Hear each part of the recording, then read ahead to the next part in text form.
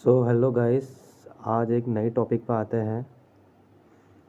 Topic है friend function. हम किसी भी क्लास में हम कैसे फ्रेंड फंक्शन बनाते हैं किसी प्रोग्राम में या किसी क्लास में। इसका पहले डेफिनेशन की बात करते हैं। इट इज़ अ फंक्शन, एक ही फंक्शन है that is specified outside a class. Class के बाहर इसको डिफाइन किया जाता है, स्पेसिफाइड किया जाता है, but has ability to access the data में क्लास मेंबर्स प्रोटेक्टेड और प्राइवेट डेटा। मतलब ये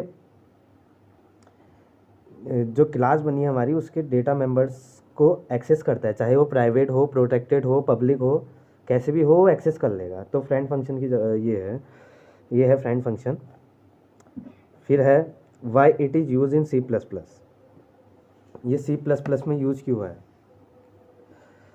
friend function is used when private class data needs to be accessed directly without using object of that class।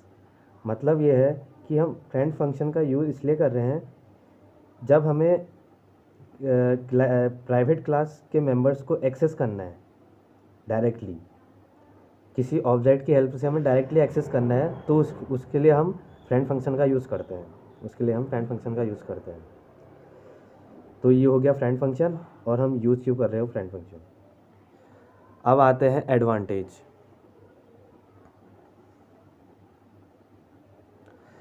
Advantage है it allows sharing of private class information of by non member function. It allows sharing of private class information by non member function. मतलब ये allow करता है private class के non members class के information को, कोई भी प्राइवेट क्लास है उसके इंफॉर्मेशन को नॉन मेंबर फंक्शन में शेयर कर लेता है। It access the non public members of a class easily. ये जो नॉन पब्लिक मतलब प्राइवेट हैं उसको भी एक्सेस अच्छे से कर पाता है, मतलब इजीली बिना किसी हेल्प के वो एक्सेस कर लेता है। हम फ्रेंड फंक्शन बनाएंगे तो we can able to access other class members in our class if we use friend keyword. अगर दूसरी क्लास के जो मेंबर्स हैं उसको भी हम एक्सेस कर सकते हैं, उसी क्लास में दूसरी क्लास के मेंबर्स को एक्सेस कर सकते हैं फ्रेंड कीवर्ड के हेल्प से। तो ये रहे इसके 3 एडवांटेज। अब आते हैं डिसएडवांटेज पे। डिसएडवांटेज है size of memory occupied by object will be maximum. मतलब जो ऑब्जेक्ट है उसकी साइज मैक्सिमम हो जाएगा।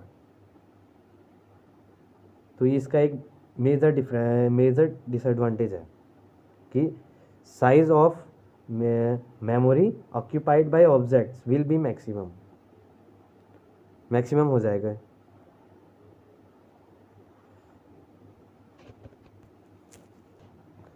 इसका एक और डिसएडवांटेज है they require extra line of code when you want dynamic binding.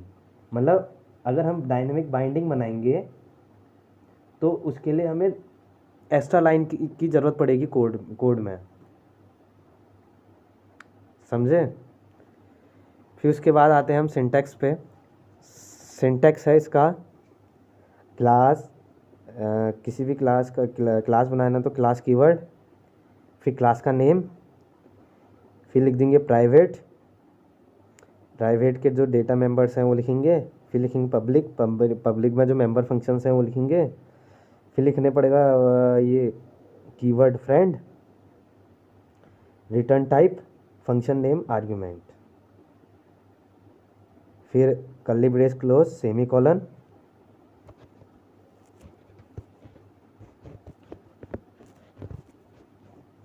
Semicolon के बाद return type, function name, argument, फिर फंक्शन डेफिनेशन। यहाँ फंक्शन है हमारा वो डिफाइन हो रहा है और वहाँ कॉलिंग हो रहा है। तो ये है एक ये इसका सिंटैक्स। आपको एक एग्जांपल के हेल्प से समझाता हूँ इसे। एग्जांपल एग्जांपल पहले iostream.h, फिर exclude iostream.h, exclude hashtag means hashtag conio.h, फिर लिख देंगे क्लास, फिर क्लास का नेम कोई भी लिख दिया, हमने लिख लिया बेस, फिर लिखेंगे int value1 value2, कुछ भी डिक्लेयर करना है, हमने value1 value2 ले लिया, फिर लिखना पड़ेगा पब्लिक, ये access specifier void member function आ गए गेट डेटा, इसके अंदर ही हमने इसको डिफाइन कर दिया, C out enter 2 values,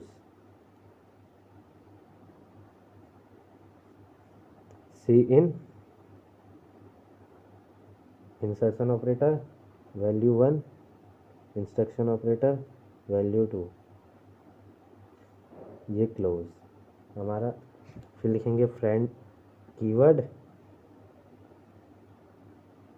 float, हमने रिटर्न टाइप लिख दिया फ्लोट, फिर नाम लिख दिया मीन, उसके आर्ग्यूमेंट बेस तो जो हमने क्लास का जो वेरिएबल नेम लिया है, क्लास नेम लिया है, उसको लिख दिया, फिर वेरिएबल और ओबीजे ऑब्जेक्ट ओबी लिख दिया, तो यहाँ हमारे क्लास डिफाइन हो गया। फिर रिटर्न टाइप हमारा फ्लोट ही है, float function name mean argument, मतलब पैरामीटर और आर्ग्यूमेंट एक ही चीज़ हुई। इसके अंदर लिखा है रिटर्न फ्लोट, यहाँ लिख भी सकते हैं नहीं भी लिख सकते हैं, हमने रिटर्न टाइप लिख रिटर्न और टाइप लिख दिया फ्लोट। यहाँ हमें एक वो बनाना पड़ेगा, ऑब्जेक्ट क्रिएट करना पड़ेगा, क्योंकि बिना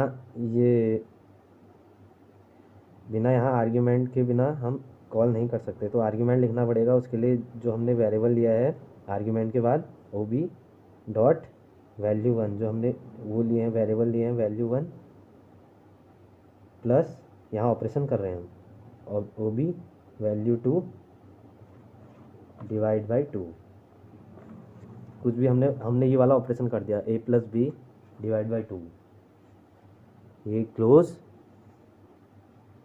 फिर लिख दिया void main बेस, इसके अंदर बेस जो हमने ऊपर लिखा है बेस लिख दिया,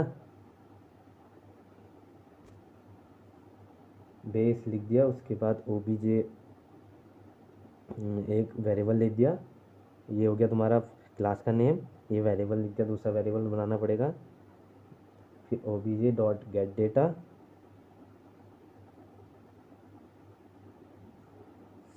सी आउट मीन वैल्यू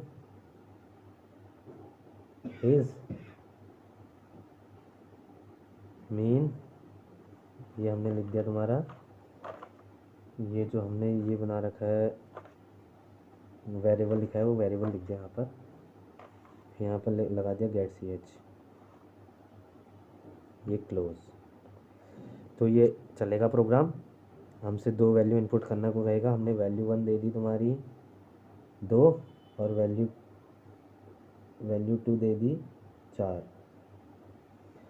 तो इसके बाद ये यहाँ से इसके अंदर चले जाएंगे, उसके बाद जो भी value1 value2 होगा वो इसके अंदर आ जाएंगे, इस ऑब्जेक्ट के अंदर ओबी के अंदर, ओबी के द्वारा फिर ये कॉलिंग हो रखा है, कॉलिंग में फिर डिफाइन में जाता है, डिफाइन हमने यहाँ का रखा है उसे फ्लोट मीन ओबी, यहाँ इसके ऑब्जेक्ट हो जाएंगे वैल्यू रहेंगे, वैल्यू के बाद हमने यहाँ ऑपरेशन लिखा है ओबी डॉट value1 प्लस ओबी डॉट value2, तो यहाँ पर हमारे जो वेरिएबल लिखे हैं हमने 2 प्लस 4 6 डिवाइड बाई 2 तो 3, यहाँ 3 असाइन हो जाएगा। 3 के बाद यहाँ जो हमने नया वेरिएबल बना रखा है बेस, यहाँ ये वैल्यू की यहाँ बेस की वैल्यू ओबीजे बेस की वैल्यू 3 होगी, तो 3 यहाँ से पास हो जाएगा बेस से,